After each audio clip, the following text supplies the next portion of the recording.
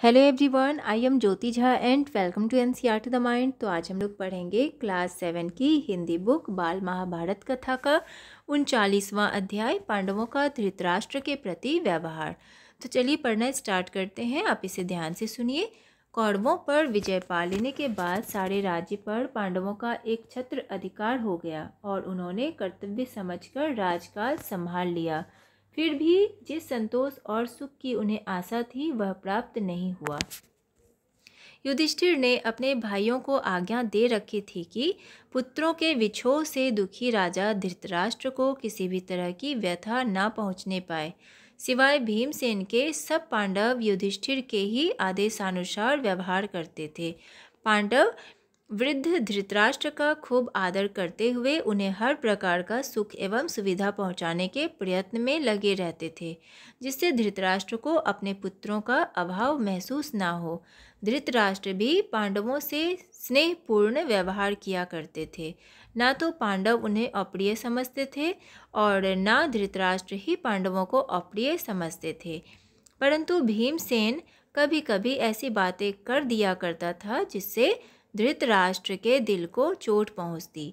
युधिष्ठिर के राजाधिराज बनने के थोड़े ही दिन बाद भीमसेन धृतराष्ट्र की किसी आज्ञा को परिणत न होने देता था। कभी कभी धृतराष्ट्र को सुनाते हुए वह कह भी देता था कि दुर्योधन और उसके साथी अपनी नासमझी के कारण मारे गए हैं।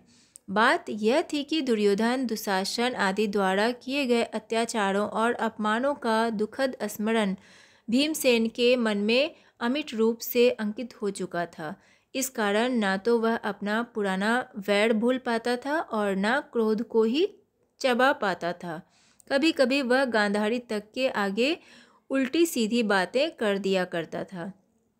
भीमसेन की इन तीखी बातों से धृतराष्ट्र के हृदय को बहुत चोट पहुंचती थी। गांधारी को भी इस कारण बहुत दुख होता था, परंतु वह विवेकशीला थी और धर्म का मर्म जानती थी, इसलिए भीमसेन की बातें चुपचाप सह लिया करती थी तथा कुंती से स्फूर्ति पाकर धीरज धर लिया करती थी। यद्यपि महाराज युधिष्ठिर ने धृतराष्ट्र को हर प्रकार से आराम पहुंचाने का उचित प्रबंध कर रखा था, फिर भी धृतराष्ट्र का जी सुख भोग में नहीं लगता था। एक तो वह बहुत वृद्ध हो गए थे, फिर भीमसेन की अप्रिय बातों से कभी कभी उनका हृदय खिन्न हो जाता था। धीरे धीरे उनके मन में विराग आ गया। इन बातों में गांधारी भी उनका अनुसरण किया करती थी। एक दिन धृतराष्ट्र धर्मराज के भवन में गए और उनसे बोले, तुम तो शास्त्रों के ज्ञाता हो और यह भी जानते हो कि हमारे वंश की परंपरागत प्रथा के अनुसार हम वृद्धों को वल्कल धारण करके वन में जाना चाहिए। इसके अनुसार ही मैं अब तुम्हारी भलाई की कामना करता हुआ वन में जाकर रहना चाहता हूँ। तुम्हें इस बात की अनुमति मुझे देनी ही होगी। धृतराष्ट्र की ये बातें सुनकर युधिष्ठिर बहुत खिन्न हुए और भरे हुए हृदय से बोले, अब मैंने तय किया है कि आज से आपका ही पुत्र युयुत्सु राजगद्दी पर बैठे, या जिसे आप चाहें राजा बना दें, अथवा शासन की बागडोर स्वयं अपने हाथों में ले लें और प्रजा का पालन करें। मैं वन में चला जाऊंगा। राजा मैं नहीं बल्कि आप ही हैं। मैं ऐसी हालत में आपको अनुमति कैसे दे सकता हूँ? यह सुनकर धृतराष्ट्र बोले, कुंती पुत्र, मेरे मन में वन में जाकर तपस्या करने की इच्छा बड़ी प्रबल हो रही है। तुम्हारे साथ मैं इतने वर्षों तक सुखपूर्वक रहा और तुम और तुम्हारे भाई सभी मेरी सेवा शुश्रूषा करते रहे। वन में जाने का मेरा ही समय है, तुम्हारा नहीं। इस कारण वन में जाने की अनुमति तुम्हें देने का सवाल ही नहीं उठता। यह अनुमति तो तुमको देनी ही होगी। यह सुनकर युधिष्ठिर अंजलिबद्ध होकर कांपते हुए खड़े रहे। वह कुछ बोल न सके। उनसे ये बातें कहने के बाद धृतराष्ट्र आचार्य कृप एवं विदुर से बोले, भैया विदुर और आचार्य, आप लोग महाराज युधिष्ठिर को समझा बुझाकर मुझे वन में जाने की अनुमति दिलाइए। और इस तरह से युधिष्ठिर से वन में जाने की अनुमति पाकर वृद्ध राजा धृतराष्ट्र उठे और गांधारी के कंधे पर हाथ रखकर लाठी टेकते हुए वन के लिए रवाना हुए। माता कुंती भी उनके साथ रवाना हुई। गांधारी ने अपनी आंखों पर पट्टी बांधी हुई थी, इसीलिए वह कुंती के कंधों पर हाथ रखकर रास्ता टटोलती हुई जाने लगी और इस तरह तीनों वृद्ध राजकुटुंबी राजधानी की सीमा पार कर वन की ओर चले। धर्मराज समझ रहे थे कि माता कुंती गांधारी को थोड़ी दूर तक विदा करने के लिए साथ जा रही है। वह संभल कर बोले, माँ, तुम वन में क्यों जा रही हो? तुम्हारा जाना तो ठीक नहीं है।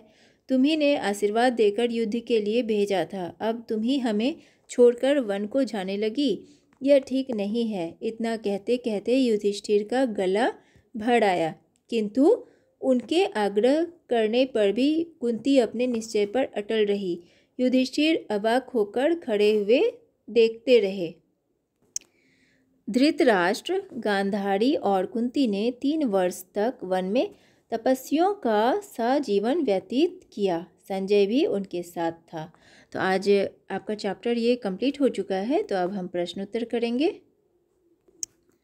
अब देखिए, पहला प्रश्न है कि धृतराष्ट्र ने युधिष्ठिर से अपनी इच्छा के बारे में क्या बताया? उत्तर, धृतराष्ट्र ने युधिष्ठिर से कहा कि वंश की परंपरागत प्रथा के अनुसार वे वल्कल धारण करके वन में जाना चाहते हैं। दूसरा प्रश्न, युधिष्ठिर से वन में जाने की अनुमति पाकर कौन कौन वन के लिए रवाना हुए? उत्तर, युधिष्ठिर से वन में जाने की अनुमति पाकर वृद्ध राजा धृतराष्ट्र, गांधारी और माता कुंती वन के लिए रवाना हुए।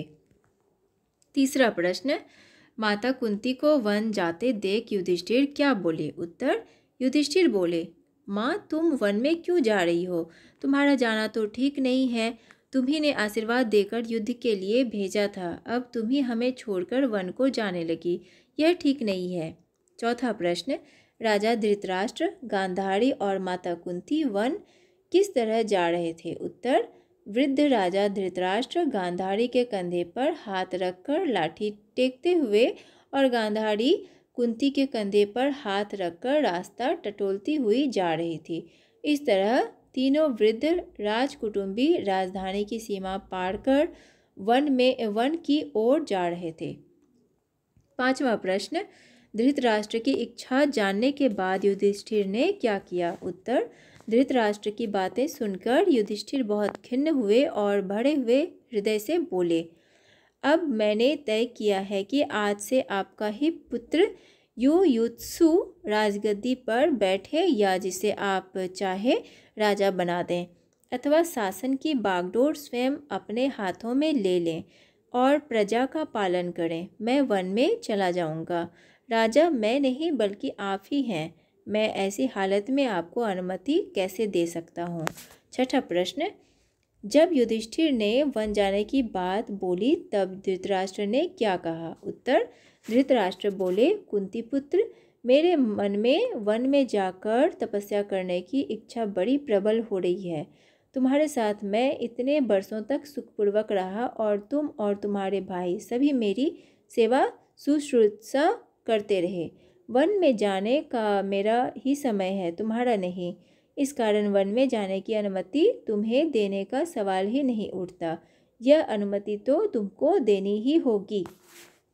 सातवां प्रश्न, धृतराष्ट्र को अपने पुत्रों का अभाव महसूस ना हो उसके लिए युधिष्ठिर ने क्या किया? उत्तर, युधिष्ठिर ने अपने भाइयों को आज्ञा दे रखी थी कि पुत्रों के विछोह से दुखी राजा धृतराष्ट्र को किसी भी तरह की व्यथा न पहुँचने पाए। सिवाय भीमसेन के सब पांडव युधिष्ठिर के ही आदेशानुसार व्यवहार करते थे।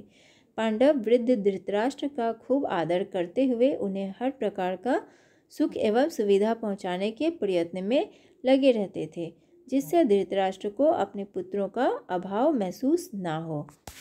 तो ये आपका चैप्टर कंप्लीट हो चुका है और प्रश्न उत्तर भी। तो आपको कैसा लगा पढ़ के मुझे ज़रूर बताइए, और अच्छा लगा हो आपको मेरा पढ़ाना तो मेरे चैनल NCERT द माइंड को लाइक सब्सक्राइब कीजिए और पास में दिए गए बेल आइकन को भी प्रेस कर दीजिए ताकि NCERT से रिलेटेड हर वीडियोज़ आपके पास समय से पहुँचती रहे। और आपको जहाँ कहीं भी समझने में परेशानी हो रही हो तो आप मुझसे कमेंट के द्वारा भी पूछ सकते हैं। तो चलिए मिलते हैं अब हम नेक्स्ट वीडियो में। तब तक के लिए bye, take care, thanks to watch my video.